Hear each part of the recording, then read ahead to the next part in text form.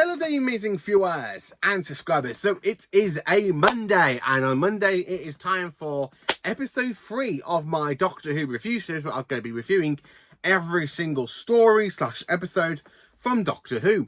And of course we're diving into the second story again, aka the Daleks, but this time it is the Daleks in colour. So let's get into it.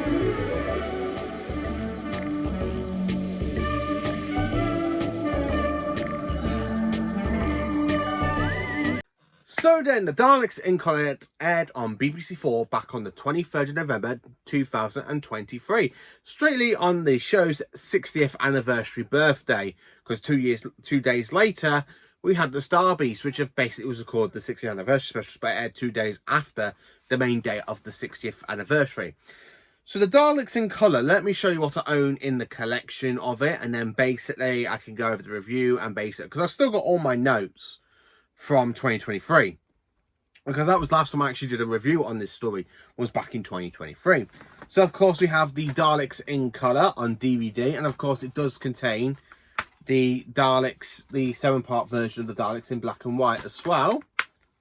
So I've got the DVD version, and of course I have the Blu-ray Steelbook version of the Daleks in Colour. So this is a great way for Doctor Who fans to revisit a 60s story, but in a brand new way. So I personally enjoyed the colorizations of these stories. I'm hoping, if the rumours are true, the next one that we might be getting would either be another Hartnell or Troughton later on this year, if the rumours are true, because I have seen quite a few rumours like the next colorization will be out in maybe November, December time, but I'm not certain. I don't know what's going on with the BBC. I don't know if I want to carry on with the colorizations, but I'm hoping they do, because I think the Daleks was a big hit, and I think the War Games was also a big hit as well, with the War Games in colour. So the Daleks itself, it is a fun story. So this is literally 7-part episodes. So this is like a 2-hour long story. Because don't forget, they're back in the 60s. These were basically watched once, and then you kind of have to rewatch the second episode, and then you get in clean into the story. Where nowadays we can just rewatch an entire whole story in one go. And to rewatch the entire whole run of the Daleks, it is literally 2 hours long. So going from 2 hours into 75 minutes. And I do notice that some scenes were cut, some scenes were edited in different places to try and make it look a bit edited better. So yeah, for 75 minutes, it was pretty decent. I did enjoy it. So I love the fact that they colorized the theme tune before they went into black and white, where you got the Dalek City. New 3D shots for the Dalek City, by the way, for the model work. I think the model work for the Daleks in colour was absolutely brilliant. I love that shot with the TARDIS materialising, and then of course you got them coming out in black and white, and then soon after it goes in black and white, it literally goes straight into colour. And the colours really do pop on the screen. I mean, the Doctor's outfit looks so good. It's the way pictures, it makes you look like in pictures when we see colorized photos of 60 stories, like for Marco Polo and stuff. So Hartnell's outfit does look so great. I like Hartnell's outfit. Barbara's outfit, I think it was a little bit too pink. I don't know if they did that, or was it the way it was supposed to be? I'm not certain. The TARDIS console room. Now, the one thing about the TARDIS console room, it still bugs me, is that the fact the console isn't green.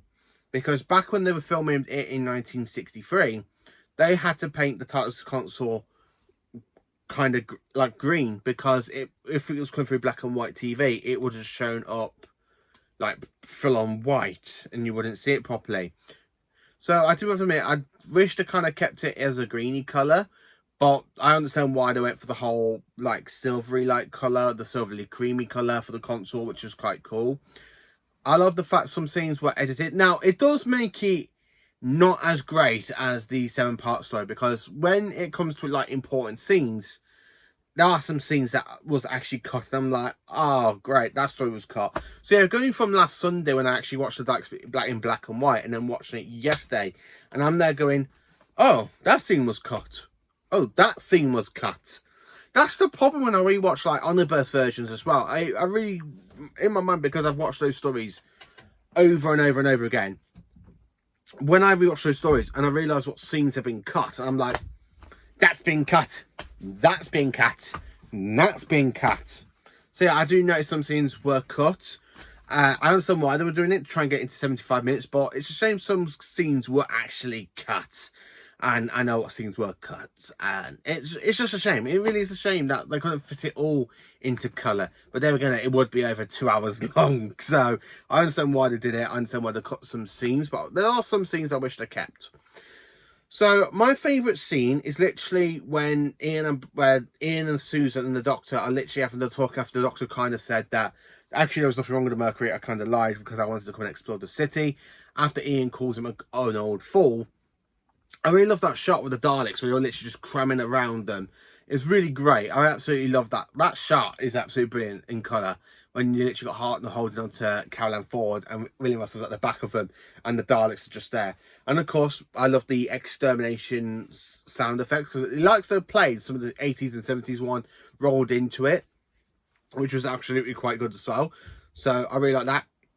Exterminate. They don't really say exterminate, you know, but they actually do disable Ian, which was absolutely brilliant. I love that scene where they literally have to take out the Dalek mutant from the Dalek casing and pop it on the ground so they can actually get Ian inside it. The Fowl's costumes were absolutely brilliant as well in colour. It really does pop. I like the colorization. It really does pop. The jungle scenes. That again, that just really pops on screen as well. It's great to see it in colour going from black and white into colour. It really just made the screen pop a little bit more, and really you do appreciate it for a lot more than I actually thought about it. So when it comes to like towards the end of the episode, I have to admit I do quite like the fact when you see the TARDIS dematerializing. It does look pretty cool. I love the fact I love when the TARDIS materializes and dematerializes anyway. But there's also something about watching it in colour for Hartnell. It just looks so good. Same with Patrick Troughton. I always like it where when you watch colorizations of these stories and the TARDIS, you see the TARDIS like materializing and dematerializing. It's just like that's good. That's good. That's what we missed on screen. We have it in black and white, but seeing it in colour really does pop. The actual police box itself looks pretty cool as well. I mean, it looks so good in colour. It really does. And seeing the 60s console room in colour as well, it really is such a fantastic thing. It really is. So if you haven't seen the Daleks in colour, I highly recommend it. I honestly have to say, it is such a great way to revisit this story. It's absolutely brilliant. And that's just mainly it about this review. So how do I rank and rate the Daleks in colour? Well, it's definitely a 10 out of 10, as I gave it last time. And it is an A+++++++. Because I just personally enjoyed it. It's a great way to rewatch this story.